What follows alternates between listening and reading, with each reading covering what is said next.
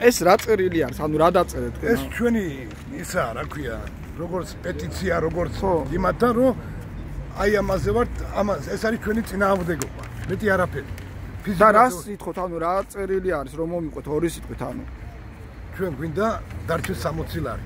მეტის განახდელი ჩვენ არა, ფიზიკურად ვერ შევძლებთ. ყველაფერი გაძვირდა, დაწყებული საწვავიდან, ნაწილები. ყველა მძღოლი შეუერთდა და ამ თქვენ ყველა ხელმოწერაა, ყველა ამ ხაზის ყველა მძღოლის ხელმოწერაა.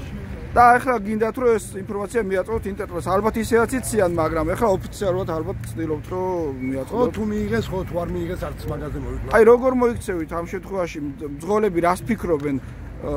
როგორ მოიქცევით? თუ ვერ შეთანხმდით? თუ ვერ შევთანხმდით, ჯერს და შეთანხმებაზე ისე არა, თვითონ წვითავენ. ეგერ გააჩერებიეს მანქანას არავის არ ატარებს მანქანას. თუ არ გადაიქცით, არა, მაშინ სხვა წადით. ერთი ისა, ჩამოგიდე გასახები წადი.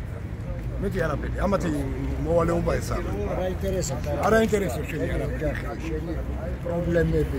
თავიანთას რაზად? რამდენით გაზარდეს დღიური ან 10 ლარი. 10 ლარი. გასაგებია და ანუ დღეიდან უკვე დღეიდან კი არა, ვინც არ გადაიხადა, გუშინ წინ ვინც იმუშავად არ გადაიხადა, ყველა მანქანა გააჩერეს.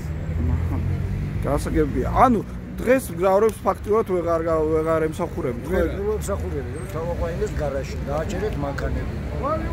მანქანა მაგათია, იძულებული რომ ჩავიყვანო და გავაჩერეთ.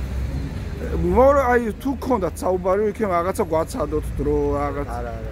არაფერს არ გვასწრია, კონკრეტულად გითხეს რომ გააჩერეთ მანქანები. არ გადაიქცით, გააჩერე მანქანა.